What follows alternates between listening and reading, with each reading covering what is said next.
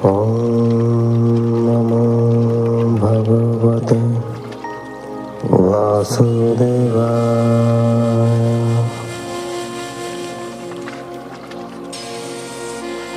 ॐ नमो भगवते वासुदेवाय।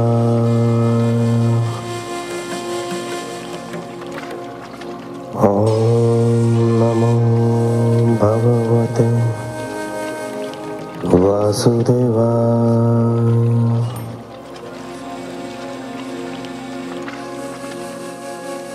आप सुन रहे हैं हिंदू रिचुअल्स, हिंदू रीति रिवाज द्वारा प्रसारित श्रीमद् भागवत महापुराण।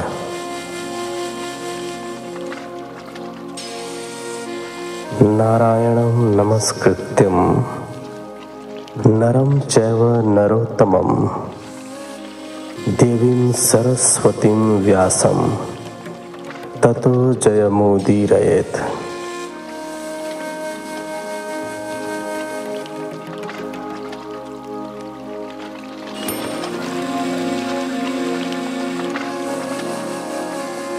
श्रीमद् भागवत के इस एपिसोड में आप सुनेंगे श्रीमद् भागवत महात्म्य। श्रीमद् भागवत महात्म्य में कुल अध्यायों की संख्या 6 है। तो चलिए आरंभ करते हैं अध्याय संख्या 1 से।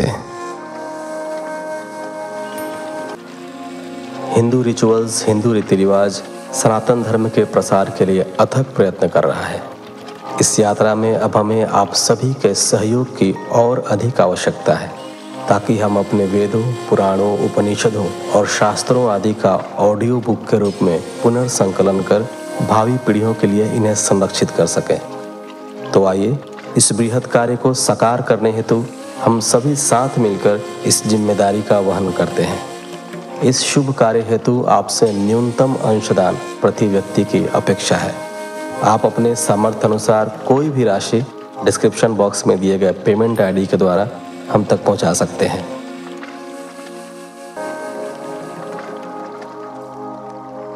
कृष्णं नारायणं वंदे, कृष्णं वंदे व्रजप्रियं, कृष्णं द्वैपायनं वंदे, कृष्णं वंदे पृथासुतम्। श्रीमद् भागवत महात्म्य, पहला अध्याय। भक्ति, ज्ञान और वैराग्य। सच्चिदानंद रूप भगवान श्री कृष्ण को हम नमस्कार करते हैं, जो संपूर्ण विश्व की उत्पत्ति, स्थिति और विनाश करने वाले तथा आदि दैविक, आदि भौतिक और आध्यात्मिक तापत्रय का हरण करने वाले हैं। पौराणिक युग में एक बार शौनक आदि 88,000 ऋषिवर नैमिषारण्य में एकत्र हुए। वहां श्री वेद व्यास जी के पौराणिक शिष्य सूत जी विराजमान थे। उन ऋषियों ने सूत जी से प्रार्थना की कि वे कोई ऐसी कथा सुनाएं जिसमें लीलामय परमेश्वर की भक्ति, ज्ञान और वैराग्य का समावेश सर्वाधिक हो। इस घोर कलयुग में संसारी व्यक्तियों के लिए ज्ञान उस राक्षस के समान हो गया है जो क्रोध, लोभ, मोह और काम को ही सदैव भड़काता है, जिसकी वजह से मनुष्य हर पल, हर घड़ी दुखी रहता है। आप कोई ऐसा चरित्र हमें सुनाएं जिसे सुनकर हमारे हृदय में भक्ति का संचार हो और हमारी प्रीति श्री हरि चरणों में हो। ऋषियों की बात सुनकर सूत जी बोले, ऋषिवर, इस कलयुग में काल रूपी सर्प के चंगुल में फंसे लोगों के उद्धार के लिए आपने जो कथा सुनने की इच्छा प्रकट की है वह स्तुति योग्य है। मैं आपको यह कथा सुनाता हूँ जिसे श्री शुकदेव जी ने राजा परीक्षित को सुनाया था। उस कथा का नाम श्रीमद् भागवत कथा है। सूत जी ने कथा का शुभारंभ करते हुए कहा, एक बार श्रृंगी ऋषि ने राजा परीक्षित को शाप दे दिया था कि तेरी मृत्यु आज से 7वें दिन हो जाएगी। राजा परीक्षित मृत्यु के भय से दुखी होकर श्री शुकदेव जी के पास आया। उन दिनों श्री शुकदेव जी गंगा के किनारे ऋषि मुनियों के सामने आध्यात्मिक प्रवचन किया करते थे। राजा की प्रार्थना पर उन्होंने उसका मृत्यु भय दूर करने के लिए यह श्रीमद् भागवत कथा सुनाई थी। जिस समय श्री शुकदेव जी कथा सुनाने के लिए तैयार हुए, उसी समय स्वर्ग के देवगण अमृत कलश लेकर वहां उपस्थित हो गए और शुकदेव जी से बोले, ऋषिवर, आप यह अमृत पीकर अमर हो जाएं और हमें कोई सुंदर कथा सुनाएं। इस पर श्री शुकदेव जी ने देवताओं से कहा, इस अमृत को पीकर तो लोग देवों की भांति अमर हो जाते हैं। यह अमृत हमारे किसी काम का नहीं है। स्वर्ग में आयु का कुछ पता नहीं चलता। वहाँ ब्रह्मा के एक दिन में 14 इंद्र बदल जाते हैं। तुम्हारे इस अमृत से तो कथा अमृत के समान है, जिसमें भगवान श्री कृष्ण का चरित्र है और जिसे सुनने के उपरांत मनुष्य जन्म तथा मृत्यु के आवागमन से मुक्त हो जाता है। महाराज परीक्षित भी इसी कथा को सुनने के इच्छुक हैं। यह कथा सनकादि ऋषियों ने नारद मुनि को 1 सप्ताह के भीतर सुनाने की विधि बताई थी। आप भी यदि सुनने के इच्छुक हो तो विराजें। सूत जी की बात सुनकर देवतागण तो वहां बैठ गए, पर शौनक आदि ऋषियों ने श्री सूत जी से पूछा, सूत जी, नारद जी तो 2 घड़ी से अधिक कहीं रुकते नहीं, फिर वे 7 दिन तक एक स्थान पर कैसे रुके रहे? सूत जी बोले, एक समय सनक, सनंदन, सनातन और सनत कुमार नामक 4 ऋषि भाई घूमते हुए बद्रिकाश्रम में आए। वहां उन्होंने नारद जी को उदास बैठे देखा तो पूछा कि आज वे किस मानसिक चिंता में डूबे हुए हैं। इस पर नारद जी ने उन 4 ऋषियों को प्रणाम कर अपनी चिंता का कारण बताते हुए कहा कि इस कलयुग में वे चारों ओर घूम फिर कर आए हैं, तो उन्होंने देखा कि हर तरफ आपाधापी मची है। सत्य का पालन, पवित्र तपस्या करने का व्रत, दान और दया सभी लोग छोड़ चुके हैं। अपने माता पिता का कोई आदर नहीं करता। सभी अपने अपने स्वार्थ और सांसारिक मोह माया में उलझे हुए हैं। सभी अपना पेट भरने में लगे हैं। बात बात में झूठ बोलते हैं। साधु सन्यासी ढोंग करते हैं। सभी पैसों के लालच में कुछ भी करने पर उतारू हो जाते हैं। सर्वत्र अधर्म और नीच कर्मों का बोलबाला है। यह सब देखते हुए वे जब मथुरा नगरी में यमुना किनारे पहुँचे तो वहाँ एक स्त्री को उन्होंने रोते हुए देखा। उसके पास 2 बूढ़े अचेत अवस्था में पड़े थे। कोई भी उस स्त्री की सहायता करने नहीं आ रहा था। उन्हें देखकर वह स्त्री अपना दुखड़ा सुनाने लगी। वह कह रही थी कि वह भक्ति है और ये दोनों अचेत पड़े उसके 2 बेटे ज्ञान और वैराग्य हैं। यहाँ आसपास जो 3 स्त्रियां बैठी रो रही हैं, ये गंगा, यमुना और सरस्वती नदियां हैं जो मेरी सहायता के लिए यहाँ आई हैं। मैंने द्रविड़ प्रदेश में जन्म लिया था। कर्नाटक में मैं सयानी होकर दक्षिण में रही। वहाँ से चलकर मैं गुजरात पहुँची और वहाँ मैं बूढ़ी हो गई। लेकिन जब से मैं यहाँ वृंदावन में आई हूँ, तब से मैं फिर से जवान हो गई हूँ, परंतु मेरे ये दोनों बेटे ज्ञान और वैराग्य कलयुग के पापों की अग्नि से भस्मीभूत होकर अचेत हो गए हैं। इसी से मैं दुखी हूँ। मेरे पुत्र तो बूढ़े हैं और मैं जवान हूँ। ऐसा देखकर संसारी लोग मेरी हंसी उड़ाते हैं। नारद जी ने उसे समझाया कि कलयुग की वजह से तेरे पुत्रों ने अपनी मर्यादा का त्याग कर दिया है।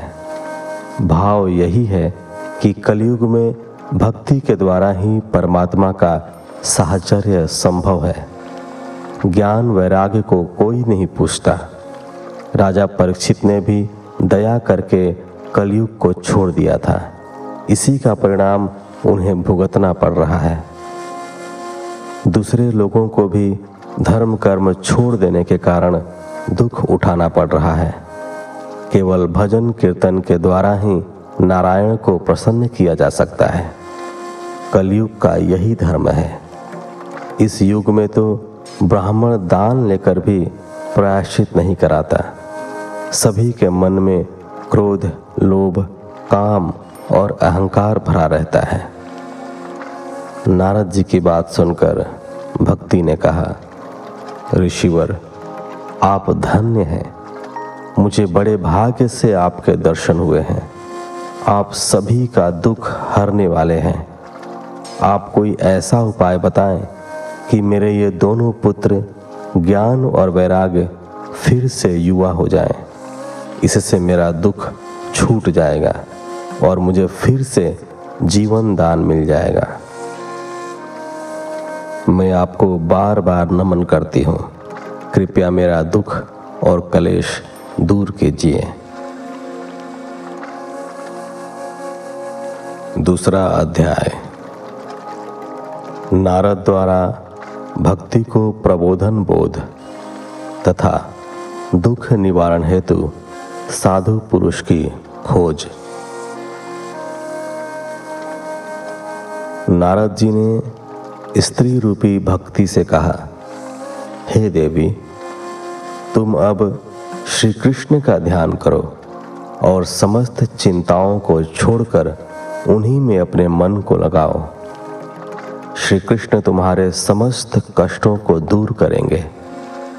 उन्होंने ही दुर्योधन की सभा में द्रौपदी की पुकार पर उसकी लाज बचाई थी, और जब ग्राह ने जल में हाथी का पैर पकड़कर खींचना चाहा, तब उन्होंने विष्णु रूप में गजेंद्र की पुकार पर उसके प्राणों की रक्षा की थी। श्री कृष्ण अपने भक्तों को बड़ा प्रेम करते हैं।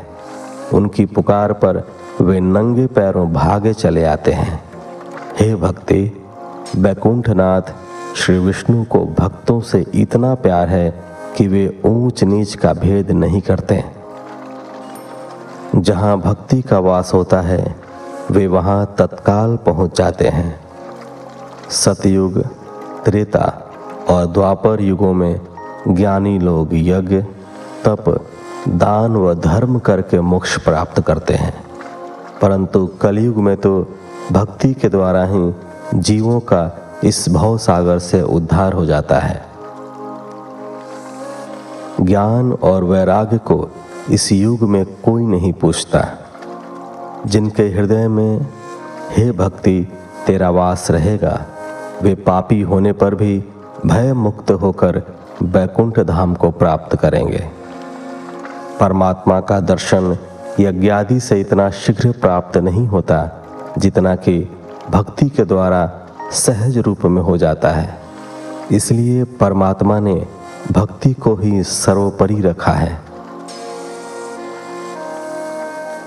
नारद जी की बात सुनकर भक्ति की शंका दूर हो गई। वह बोली, हे ऋषिवर नारद जी, आप धन्य हैं। आपने जिस प्रकार मुझे धीरज बंधाया है, उसी प्रकार आप मेरे पुत्रों को भी जगाओ। मेरे द्वारा अनेकानेक प्रयास करने पर भी इनकी चेतना जागृत नहीं हो पा रही है। मुझे इनके लिए बड़ी चिंता हो रही है। नारद जी भक्ति से कुछ कहते, तभी आकाशवाणी हुई, हे नारद जी, ये दोनों बिना सत्संग के जागृत नहीं होंगे। इनके लिए किसी साधु जन को खोजो। नारद जी ने इधर उधर देखा तो उन्हें अपनी ओर आते हुए सनकादि मुनीश्वर दिखाई दिए। उन्हें देखकर नारद जी ने कहा, हे ऋषिवर, आपके दर्शन करके मेरा जीवन धन्य हो गया। आप योगी और ज्ञानी हैं। आपके तप की बराबरी कोई नहीं कर सकता। आपकी ही सामर्थ्य थी कि आपने बैकुंठपति के द्वारपालों जय विजय को पृथ्वी पर गिरा दिया था और आपकी कृपा से ही वे पुनः बैकुंठ लोक पहुंच गए। आप दया करके भक्ति, ज्ञान और वैराग्य का दुख दूर कीजिए, जिससे चारों वर्णों में आपका यश फैले और कलयुग में जन्म लेने वाले प्राणियों का जीवन शुद्ध और पवित्र हो जाए।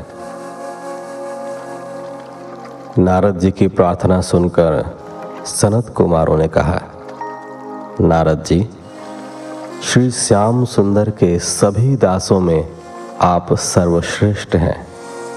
आपने जिस प्रकार भक्ति को उपदेश देकर उसका दुख हरण किया और भक्ति को ज्ञान तथा वैराग्य से उत्तम माना, वह अपने आप में सर्वश्रेष्ठ उदाहरण है।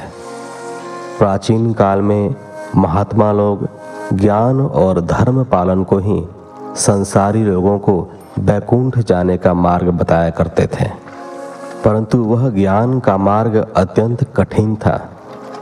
उस मार्ग को बताने वाला कोई उत्तम गुरु भी इस कलयुग में नहीं मिलता। इसलिए आज के युग में जो कोई भी सच्चे मन से श्रीमद् भागवत की कथा को सुनता है, उसे बैकुंठ जाने का मार्ग मिल जाता है। परमात्मा के श्री चरणों में अगाध भक्ति और प्रेम बढ़ाने का इससे उत्तम कोई अन्य मार्ग नहीं है। ऐसा सुनकर नारद जी ने सनत कुमारों से कहा, आप सत्य कहते हैं ऋषिवर। मैंने वेद व गीता का अध्ययन करके ज्ञान और वैराग्य को जगाने का बहुत प्रयास किया, पर उनमें चेतना नहीं आई। अब आप ही बताएं कि श्रीमद् भागवत की कथा कहने से वे किस प्रकार से जागेंगे। सनत कुमारों ने कहा, हे ऋषिवर नारद जी, सभी वेदों का सार तत्व श्रीमद् भागवत में निहित है। उसके एक एक श्लोक व पद में वेदों का अर्थ दूध में घी की तरह भरा है। उसका उचित मंथन करके ही घी को प्राप्त किया जा सकता है। श्री वेदव्यास जी ने वेदों का मंथन करके उसके सार तत्व को श्रीमद् भागवत में भर दिया है। आप तो सब जानते हैं, फिर अनजान क्यों बन रहे हैं। श्री नारायण ने श्रीमद् भागवत के 4 श्लोक श्री ब्रह्मा जी को सुनाए थे। आपने भी उन्हें सुना था और उन्हें आपने श्री वेदव्यास जी को बताया था। वेदव्यास जी ने उन्हें विस्तार देकर श्रीमद् भागवत की रचना की है। वही कथा सभी प्राणियों का दुख हरण करने वाली है और इस संसार की मोह माया से उनका उद्धार करने वाली है। नारद जी ने गदगद होकर कहा, ऋषिवर, भाग्य से ही सत्संग प्राप्त होता है। आपके दर्शनों से यह सौभाग्य आज मुझे प्राप्त हुआ है। अब आप मुझे यह बताइए कि इस भागवत कथा का पारायण कहाँ पर करना चाहिए और कितने दिनों में करना चाहिए। 3 अध्याय श्रीमद् भागवत की सप्ताह विधि और उसका फल। सनत कुमारों ने कहा, हे ऋषिवर नारद जी, हरिद्वार में गंगा की पावन जलधारा के तट पर यह कथा सुनाने का बहुत अच्छा स्थान है। वहाँ पर वृक्षों की घनी छाया है। बहुत से ऋषि व मनीषी ज्ञान साधना में लगे हुए वहाँ निवास करते हैं। उस स्थान पर यह कथा रूपी यज्ञ करने से ज्ञान वैराग्य में लगे लोग जाग जाएंगे और भक्ति रस के आनंद में सराबोर हो जाएंगे। नारद जी बोले, हे ऋषिवर, आपको भी हमारे साथ चलना होगा। बिना आपके यह कथा यज्ञ पूरा नहीं होगा। नारद जी के आग्रह पर चारों भाई बद्रिकाश्रम से चलकर हरिद्वार आए और वहाँ रहने वाले ऋषियों और मुनियों से उन्होंने श्रीमद् भागवत कथा कहने का मंतव्य प्रकट किया। उन्होंने उनसे कहा कि जो कोई भी इस कथामृत का पान करना चाहे वे गंगा तट पर एकत्र हो जाए।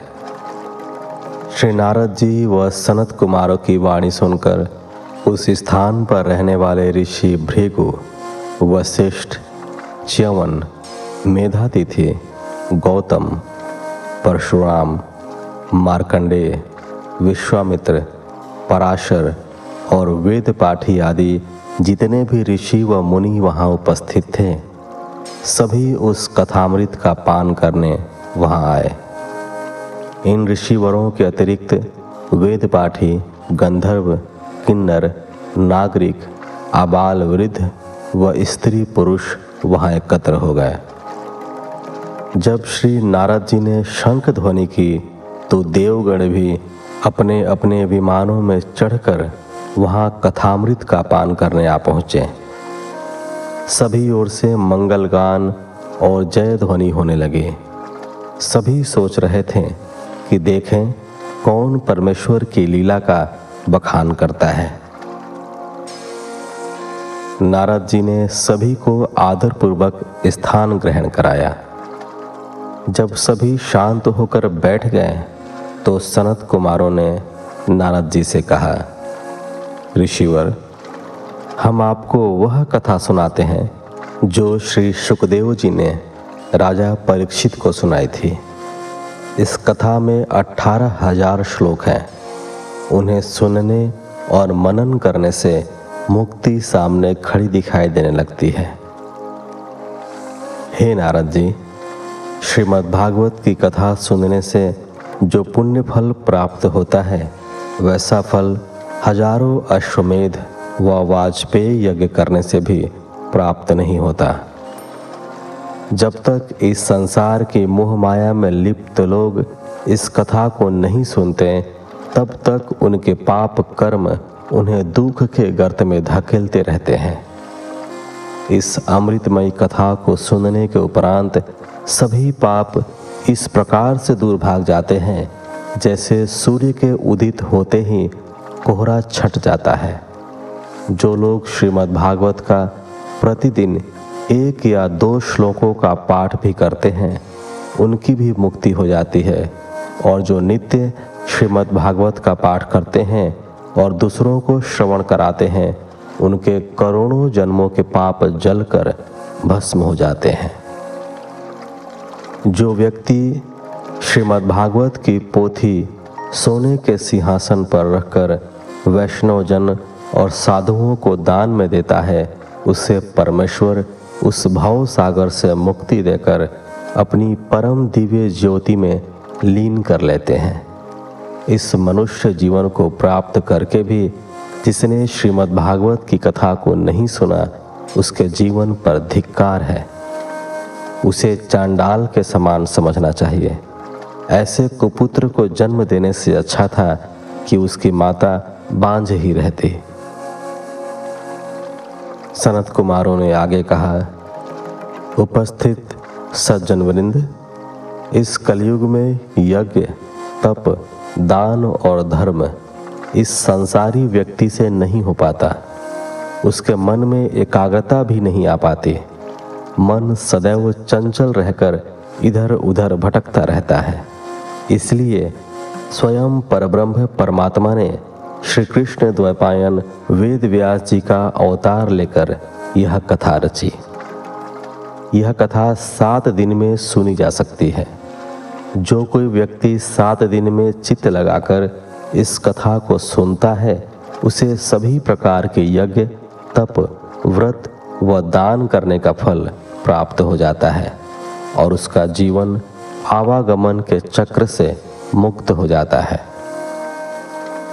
इस महापुराण के 11वें स्कंध में एक स्थान पर श्री उद्धव जी श्री कृष्ण जी से ज्ञानोपदेश ग्रहण करके कलयुग के लक्षण को जानते हैं और श्री श्याम सुंदर के श्री चरणों में नमन करके पूछते हैं कि हे दीनानाथ, आप तो बैकुंठ को जा रहे हैं, फिर इन संसारी व्यक्तियों का उद्धार कैसे होगा? तब इस पर त्रिभुवनपति श्री कृष्ण ने कहा कि हे उद्धव, तुम बद्रिकाश्रम में जाकर तपस्या करो, वहाँ तुम्हारी मुक्ति हो जाएगी। मेरे जाने के उपरांत भी इस संसार में श्रीमद् भागवत रूपी कथा इस जगत में सदैव रहेगी। जो मनुष्य 1 सप्ताह तक भागवत कथा को सच्चे मन से सुनेगा उसको मेरा दर्शन अवश्य होगा। इसे सांसारिक लोगों को दुखों से मुक्ति दिलाने वाला पारायण समझना चाहिए। इसके सिवाय इस कलयुग में मुक्ति का कोई दूसरा उपाय नहीं है।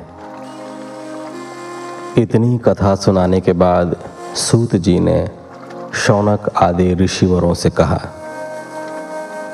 ऋषि श्रेष्ठ मुनिवर, जब श्री सनत कुमारों ने वहाँ सप्ताह का पारायण करके श्रीमद् भागवत की कथा सुनानी प्रारंभ की, तब सभी ने उससे पूर्ण मनोयोग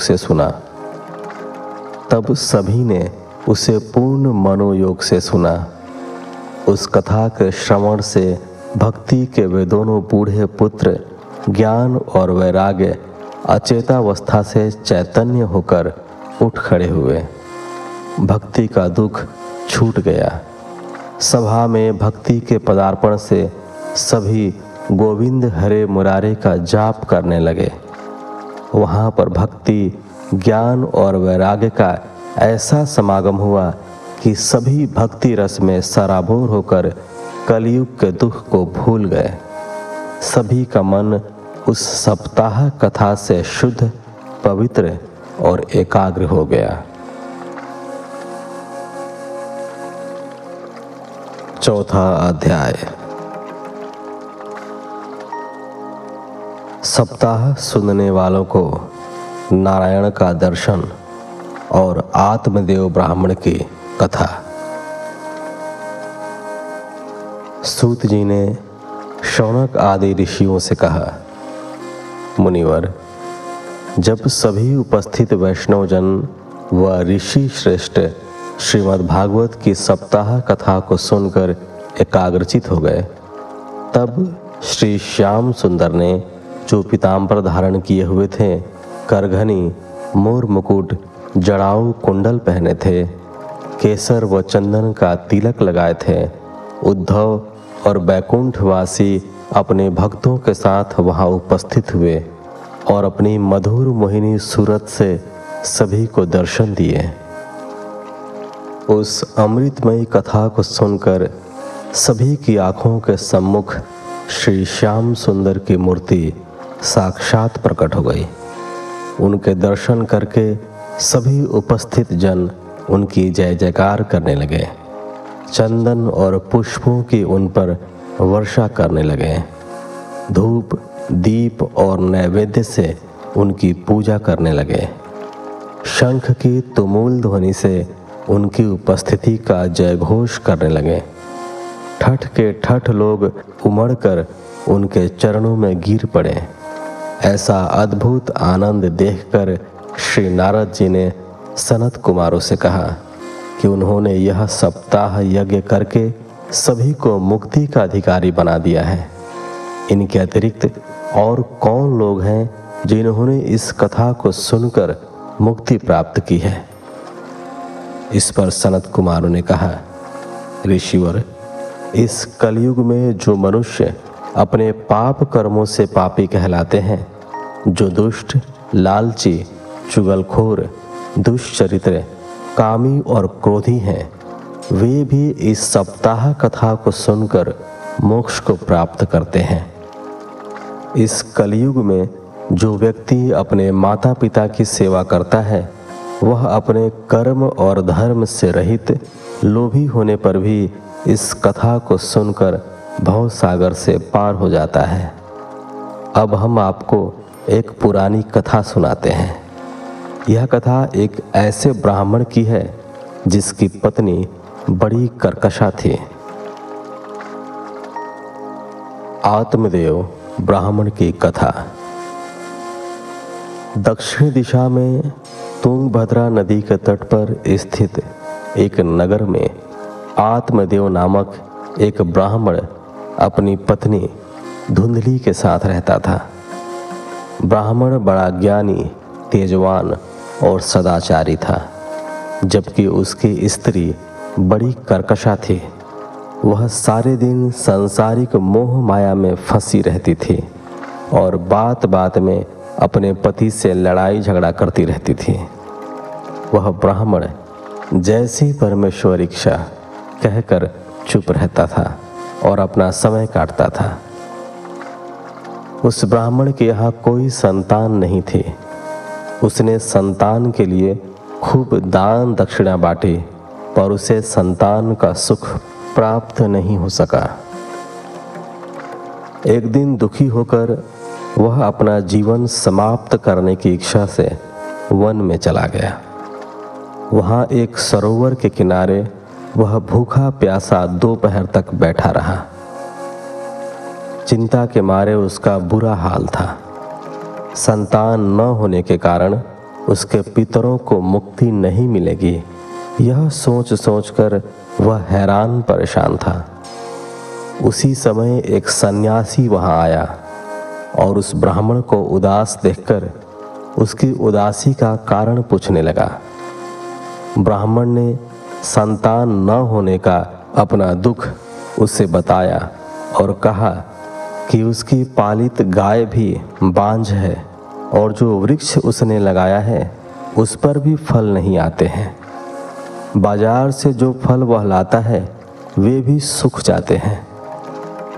सन्यासी ने ब्राह्मण को सांत्वना देते हुए उसकी कर्म रेखा देखी तो कहा कि तेरे भाग्य में 7 जन्मों तक संतान का सुख नहीं है, इसलिए उसके लिए प्रयत्न करने का कोई लाभ नहीं है। वैसे यह सांसारिक माया झूठी है। कलयुग में पुत्र से सुख नहीं दुख ही प्राप्त होता है। सभी भाई बंधु मतलब के साथी होते हैं। तू ब्राह्मण पुत्र है, तुझे अपना मन हरि भक्ति में लगाना चाहिए, इससे तुझे सुख प्राप्त होगा। श्री हरि की शरण के बिना प्राप्त होने वाले सुख अंत में दुख का ही कारण बनते हैं। ब्राह्मण को सन्यासी की बातों से संतोष नहीं हुआ। वह संतान प्राप्ति की ही रट लगाए रहा। उसे अधिक दुखी जानकर उस सन्यासी ने उसे एक फल दिया और कहा कि इसे ले जाकर अपनी पत्नी को खिला देना, तुझे अवश्य पुत्र का सुख मिलेगा। ब्राह्मण खुशी खुशी अपने घर लौट आया और उसने वह फल अपनी पत्नी को खाने के लिए दे दिया और कहा कि इसके खाने से उसे पुत्र की प्राप्ति होगी। फल देकर वह ब्राह्मण नगर में चला गया। उसी समय उसकी पत्नी की एक सहेली वहां आई तो ब्राह्मण की स्त्री ने उससे अपने स्वामी की बात बताई और कहा कि वह संतान उत्पन्न करना नहीं चाहती। यदि उसे गर्भ रह गया तो घूमने फिरने, गाने बजाने, उठने बैठने में उससे बड़ा कष्ट होगा।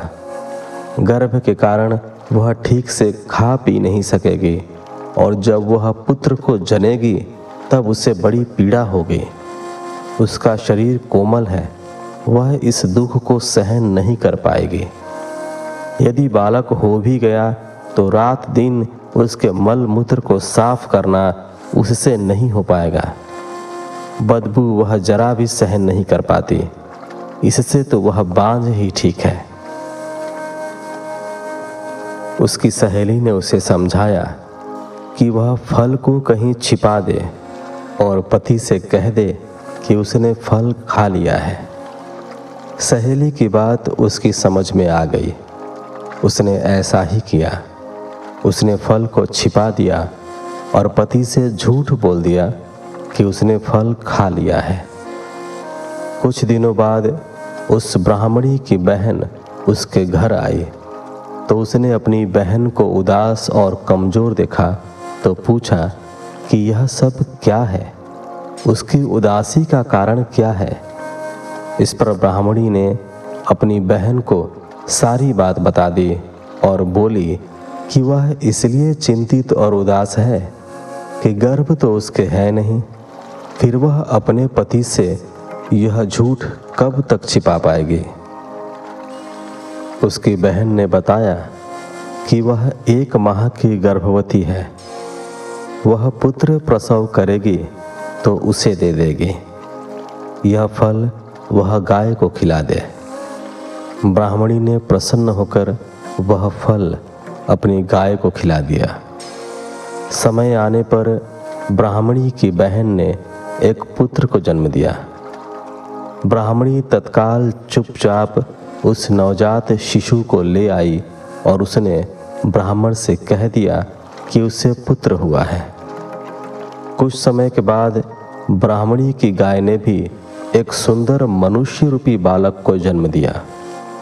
उसके कान गाय जैसे बहुत बड़े बड़े थे। ब्राह्मण दोहरी खुशी पाकर खूब प्रसन्न हुआ। उसने याचकों को बुलाकर खूब दान दक्षिणा दी और घर में ढोलक बजवाई।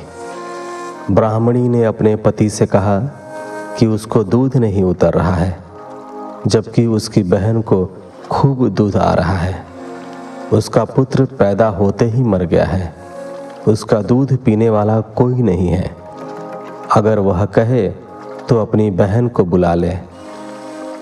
ब्राह्मण ने सहर्ष अपनी सहमति प्रदान कर दी। ब्राह्मणी की बहन वहां आ गई और उसके पुत्र को दूध पिलाने लगी। ब्राह्मण ने उस बालक का नाम धुंधुकारी रखा और गाय के पुत्र का नाम गोकर्ण रखा। वह उन दोनों बालकों का लालन पालन अच्छी प्रकार से करने लगा। जब दोनों बालक सयाने हुए तो गोकर्ण पढ़ लिखकर बड़ा पंडित और बुद्धिमान हुआ, जबकि धुंधकारी महामूर्ख, अधर्मी, चोर, जुआरी और लंपट बना। गोकर्ण का समय धर्म कर्म में व्यतीत होता था और धुंधकारी का कुकर्मों में। गोकर्ण का समय शास्त्रों के अध्ययन, तीर्थाटन और संत महापुरुषों के संग में बीतता, जबकि धुंधकारी वेश्यागमन करता और घर का सारा धन उस पर लुटाने लगा। वह धन न देने पर अपने माता पिता के साथ मारपीट करता और गाली गलौज करता। ब्राह्मण उसकी दशा देखता तो दुखी होकर कहता कि इससे अच्छा तो मैं निःसंतान ही था। उसे सन्यासी की एक एक बात याद आती। वह सोचता, इस जीवन से तो मर जाना ही उचित है, इन दुखों से तो छुटकारा मिल जाता। पिता को दुखी देखकर गोकर्ण उसे समझाता कि इस संसार में दुख सुख किसे नहीं होता, आपको चिंता नहीं करनी चाहिए। संसार में राजा रंक, धनी निर्धन सभी के साथ दुख लगे रहते हैं। जो व्यक्ति सांसारिक मोह माया छोड़कर परमात्मा में अपना ध्यान लगाता है, सुख उसे ही प्राप्त होता है। इसलिए आप स्त्री और संतान का मोह छोड़कर वन में चले जाओ और भगवान का ध्यान करो, आपको सुख अवश्य मिलेगा। संसार में लिप्त रहने से तो नरक ही भोगना पड़ता है। गोकर्ण की बातें सुनकर ब्राह्मण को कुछ ज्ञान हुआ। और उसने अपने पुत्र गोकर्ण के कहने पर वन में जाकर अपना मन श्री हरि चरणों में लगा दिया। कुछ ही दिनों की एकाग्रचित भक्ति करने से उसे मोक्ष मिल गया और उसने अपना संपूर्ण जीवन श्री हरि भक्ति में समर्पित कर दिया। 5वां अध्याय। धुंधकारी की प्रेत योनि से मुक्ति। आत्मदेव ब्राह्मण गोकर्ण के कहने पर जब वो वन में चला गया तो धुंधकारी ने पैसों के लिए अपने माता को मारना पीटना शुरू कर दिया। वह उससे गड़े धन के बारे में पूछता, पर धन कहीं था ही नहीं। वह कब तक बहाने बनाती। एक रात अपने पुत्र के अत्याचारों से बचने के लिए उसने कुएं में कूदकर अपनी जीवन लीला समाप्त कर दी।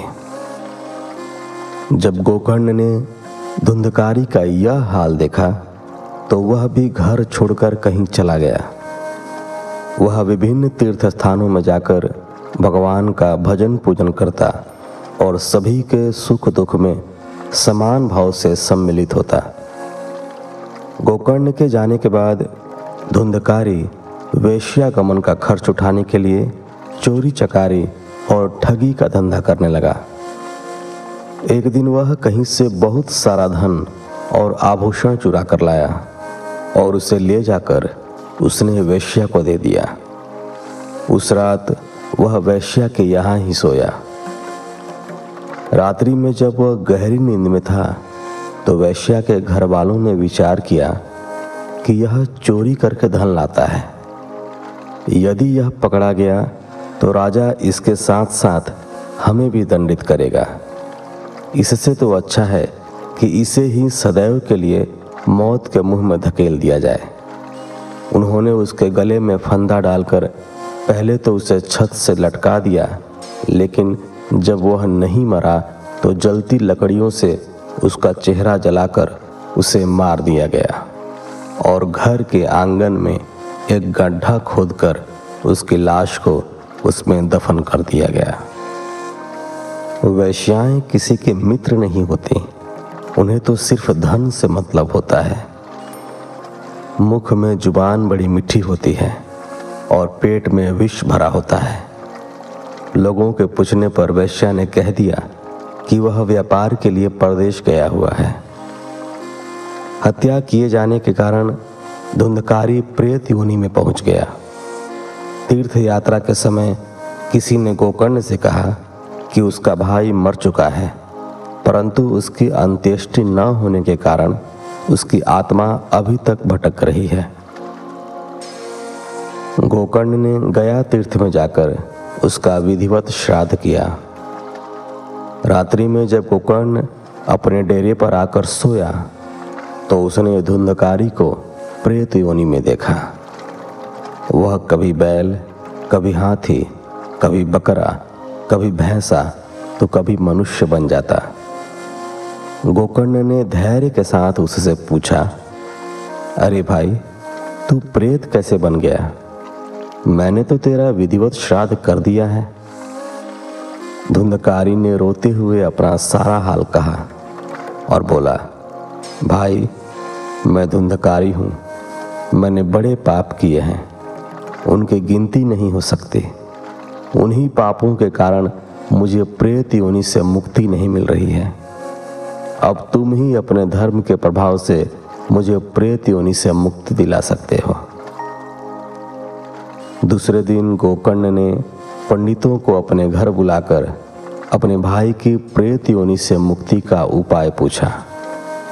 उन पंडितों ने गोकर्ण से कहा कि वह सूर्योपासना करके भगवान सूर्यदेव से उसकी मुक्ति का उपाय पूछे। गोकर्ण ने सभी पंडितों को उचित दान देकर विदा किया और जल में खड़े होकर सूर्योपासना की। सूर्य मंत्र के प्रभाव से भगवान सूर्यदेव ने गोकर्ण को दर्शन दिए और जब वरदान मांगने को कहा तो गोकर्ण ने भगवान सूर्य से ऐसा उपाय बताने की प्रार्थना की जिससे धुंधकारी प्रेत योनि से मुक्त हो जाए। वत्स, श्रीमद् भागवत का सप्ताह पारायण कराओ और उसे अपने भाई को सुनाओ, उसकी प्रेत योनि से मुक्ति हो जाएगी। सूर्य भगवान की बात सुनकर गोकर्ण प्रसन्न हो उठा। उसने तत्काल पंडितों, योगियों और महापुरुषों को बुलाकर मंत्रणा की और शास्त्र विधि के अनुसार श्रीमद् भागवत का सप्ताह पारायण कराया।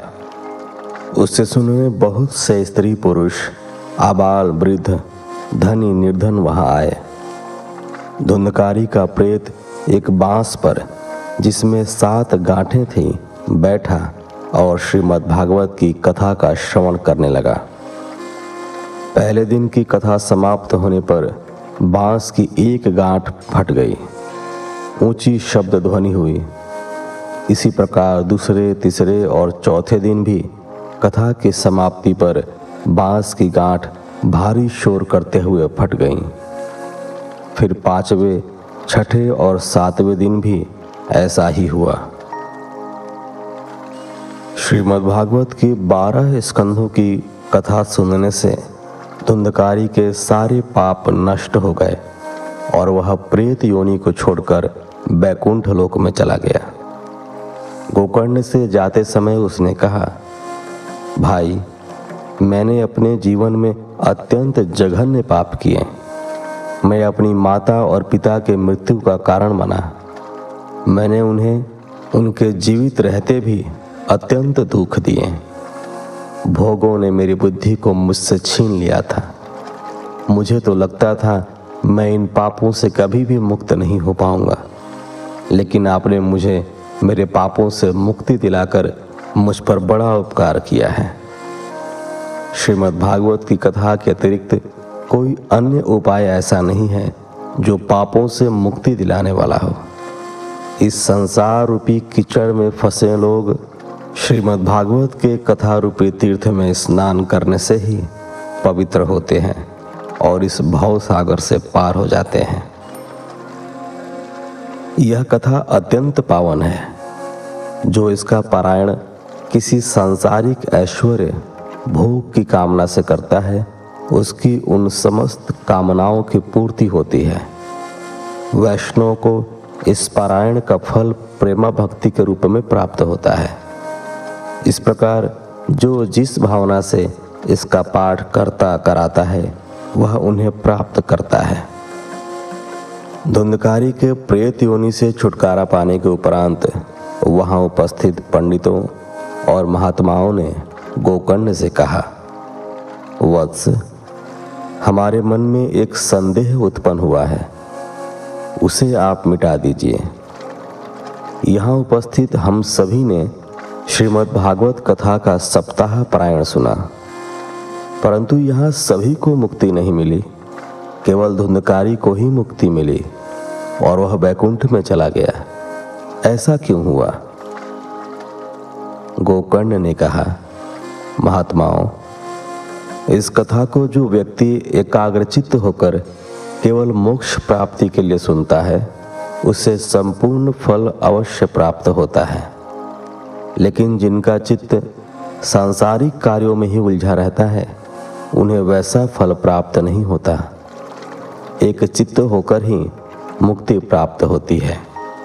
ऐसा सुनकर सभी लोगों की प्रार्थना पर गोकर्ण ने श्रावण मास में पुनः श्रीमद् भागवत का सप्ताह पारायण कराया। जिन्होंने एकचित्त होकर उस कथा को सुना, उन्हें लेने के लिए स्वयं श्री कृष्ण बैकुंठ से विमान लेकर पधारे और गोकर्ण सहित उन्हें लेकर बैकुंठ चले गए।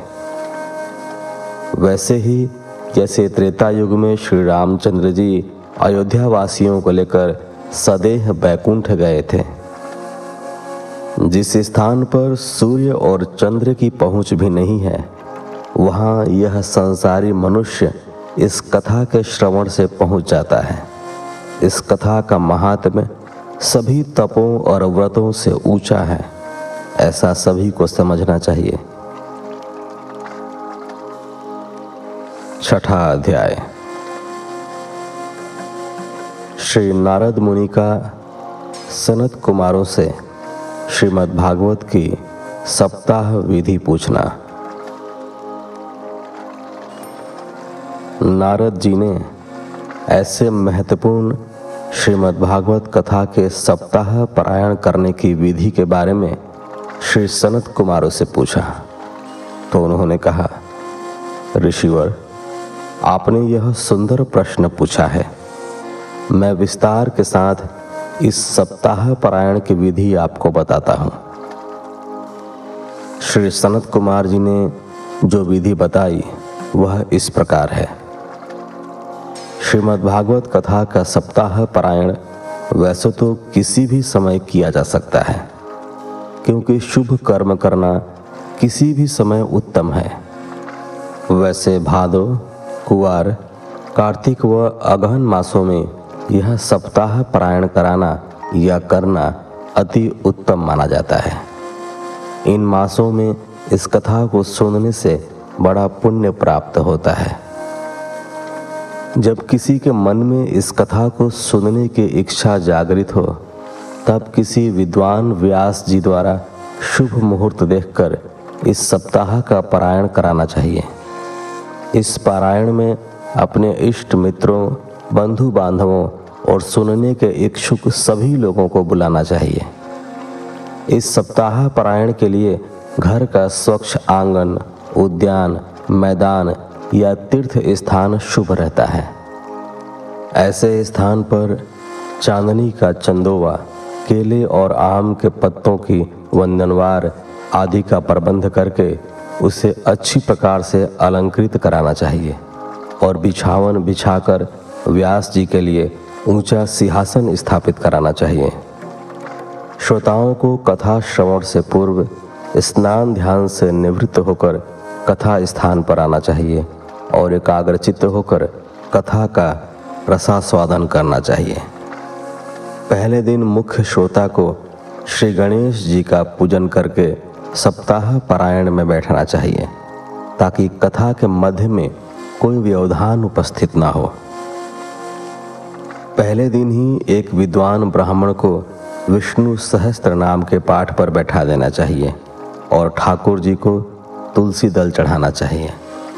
मुख्य श्रोता को पहले दिन ही कथा प्रारंभ होने से पूर्व कथावाचक व्यास जी और श्रीमद् भागवत पुराण की पोथी को सच्चे मन से पूजना चाहिए तथा यथाशक्ति भेंट रखकर कथा प्रारंभ करने की प्रार्थना करनी चाहिए। जब व्यास जी कथा का प्रारंभ करें, तब पूर्ण मनोयोग और एकाग्रचित्त होकर कथा का श्रवण करना चाहिए। सांसारिक मोह माया और बंधनों का सर्वथा त्याग कर देना चाहिए। कथा की समाप्ति पर प्रतिदिन भगवान श्री कृष्ण की स्तुति में भजन आदि गाने चाहिए। यह कथा 4 घड़ी दिन रहने तक की जानी चाहिए। दोपहर के समय कथा को विश्राम देकर दूध फल का अल्पाहार व्यास जी और श्रोताओं को ग्रहण कराना चाहिए। सप्ताह पारायण के दौरान नित्य संध्या समय एक बार ही भोजन करना चाहिए। इसके अतिरिक्त 7 दिन तक पूर्ण ब्रह्मचर्य का पालन करना चाहिए। मन के विकारों को दूर रखना चाहिए। भूलकर भी दूषित विचारों और भावों को मन में नहीं आने देना चाहिए। लोभ, मोह, क्रोध आदि से सदैव दूर रहना चाहिए। बासी अन्न, दाल, शहद, बैंगन, तरबूज, मसूर, मेथी, उड़द, प्याज, लहसुन, मूली, गाजर, कोहड़ा अर्थात काशी फल आदि नहीं खाना चाहिए। अधिक भोजन कदापि नहीं करना चाहिए। इससे आलस होने लगता है और श्रोतागण कथा के मध्य सो जाते हैं। कथा के मध्य किसी की चुगली, ईर्ष्या, निंदा और क्रोध आदि नहीं करना चाहिए। रजस्वला और मल्लेच्छ को कथा मंडप में बैठकर कथा का श्रवण नहीं करना चाहिए। यदि उन्हें कथा सुनने की इच्छा हो तो वे कथा मंडप से अलग होकर बैठें। श्रोताओं को सत्य बोलने और दया भाव का सदैव प्रयास करना चाहिए। कथा के मध्य पारस्परिक वार्तालाप और शोर आदि नहीं करना चाहिए। इस कथा को यदि कोई बांझ स्त्री सुने तो उसे संतान की प्राप्ति अवश्य होती है। इसे सुनने से सभी का मनोरथ सिद्ध होता है। प्रतिदिन कथा की समाप्ति पर तुलसी दल व प्रसाद सभी श्रोताओं को देना चाहिए। जब कथा समाप्त हो जाए तो 8वें दिन सप्ताह का पूर्णाहुति यज्ञ दशम स्कंध के श्लोकों से अथवा गायत्री महामंत्र के जाप से आहुति देकर करना चाहिए।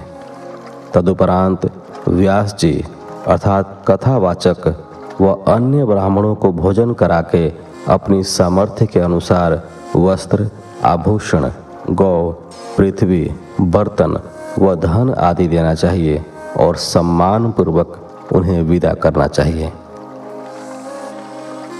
श्री वेद व्यास जी का कहना है कि इस कथा के श्रवण से मनुष्य को धर्म, अर्थ, काम, मोक्ष सभी पदार्थ मिलते हैं। यहाँ काम का अर्थ सुख और ऐश्वर्य से है, अर्थ से समृद्धि प्राप्त होती है, धर्म से सद्विचार और पुण्य लाभ होता है और मोक्ष से इस भवसागर से मुक्ति होने का बोध होता है। इतनी बात कहने के बाद सनत कुमार बोले, ऋषिवर नारद जी, यदि आपको सुनने की अभी भी इच्छा रह गई हो तो हम इस कथा का दूसरा सप्ताह पारायण प्रारंभ करें। नारद मुनि ने प्रसन्न होकर कहा, मेरे अहोभाग्य जो मुझे ऐसा अवसर प्राप्त हो रहा है, यह आपका उत्तम विचार है। नारद जी की सहमति पाकर सनत कुमारों ने श्रीमद् भागवत का दूसरे सप्ताह का पारायण प्रारंभ कर दिया। उसे सुनने के लिए आसपास के सैकड़ों ऋषिगण वहां एकत्र हो गए। उसी समय अनेक तीर्थों में भ्रमण करते हुए स्वयं शुकदेव जी महाराज भी वहां चले आए। उन्हें देखकर सनत कुमारों ने उठकर बड़े आदर भाव से उन्हें व्यास पीठ पर बैठने का निवेदन किया, परंतु शुकदेव जी ने कहा, नहीं ऋषिवर, यह व्यासपीठ आपके लिए ही निर्मित की गई है। सप्ताह पारायण आप ही करेंगे। यदि आप कहें तो मैं श्रोताओं से कुछ निवेदन करना चाहता हूँ। सभी ने एक स्वर से श्री शुकदेव जी को सुनने की इच्छा प्रकट की तो शुकदेव जी श्रोताओं से बोले, उपस्थित श्रोतागण, आप सभी लोग अगहन मासों में श्रीमद् भागवत कथा के सप्ताह पारायण को एकाग्रचित्त होकर सुने। यह कथा वेद रूपी वृक्ष का फल है, अर्थात वेदों का सार तत्व इस कथा में निहित है। संसार में दूसरे जितने भी फल होते हैं उनमें गुठली और छिलका रहता है, परंतु यह फल उन सभी फलों से निराला है। इसमें अमृत रस भरा हुआ है। इस अमृत का पान करने से मनुष्य भवबंधन के चक्र से मुक्ति पा जाता है, इसलिए इसे बार बार पीना चाहिए। यह कथा सबसे पहले श्री नारायण ने श्री ब्रह्मा जी से कही थी। श्री ब्रह्मा जी ने इसे अपने पुत्र श्री नारद जी को बताया। श्री नारद जी ने इसे मेरे पूज्य पिता श्री कृष्ण द्वैपायन वेद व्यास जी से कहा। पिताश्री ने यह कथा मुझे पढ़ाई और मैंने इसे राजा परीक्षित को सुनाया और उसका दुख दूर किया। श्रोतागण पूर्ण मनयोग से श्री शुकदेव जी का प्रवचन सुन रहे थे। श्री शुकदेव जी आगे बोले, मेरे प्रिय श्रोतागण, आप सभी शुद्ध और प्रबुद्ध मन से यहाँ इस कथा का रसामृत प्राप्त करने के लिए एकत्र हुए हैं। यह आपको जानना चाहिए कि इसमें जो सार तत्व विद्यमान है वह 18 पुराणों के सार तत्व से भी उत्तम है। साधु और वैष्णव जन का यही सर्वोत्तम और बहुमूल्य धन है। स्वर्ग में तपस्वी गण, ब्रह्मलोक में स्वयं ब्रह्मा, कैलाश अर्थात शिवलोक में आशुतोष शिव और बैकुंठ लोक में श्री लक्ष्मी जी इस कथा को अपने श्रीमुख से गाती हैं। जिस समय श्री शुकदेव जी श्रोतागण को अपना प्रवचन सुना रहे थे, उसी समय बैकुंठपति श्री विष्णु, श्री ब्रह्मा, देवराज इंद्र, श्री वरुण देव, श्री कुबेर देव तथा प्रहलाद आदि भक्त वहां उपस्थित हो गए। उन्हें देखकर वहां उपस्थित सभी जन उनकी जय जयकार करने लगे। नारद जी तो हर्षातिरेक में खड़े होकर नाचने लगे। भक्त प्रहलाद ने करताल बजानी प्रारंभ की तो भक्त उद्धव मंजीरा बजाने लगे। देवराज इंद्र मृदंग पर थाप देने लगे। उस समय त्रिलोकीनाथ श्री नारायण ने जब सभी को प्रेम में लीन देखा तो कहा, भक्तों, जिसके मन में जो इच्छा हो सो मांग लो। नारद जी तत्काल हाथ जोड़कर बोले, प्रभु, आपके दर्शनों का सौभाग्य हमें प्राप्त हुआ है। इससे अधिक ऐसी कौन सी वस्तु है जिसे हम मांगे।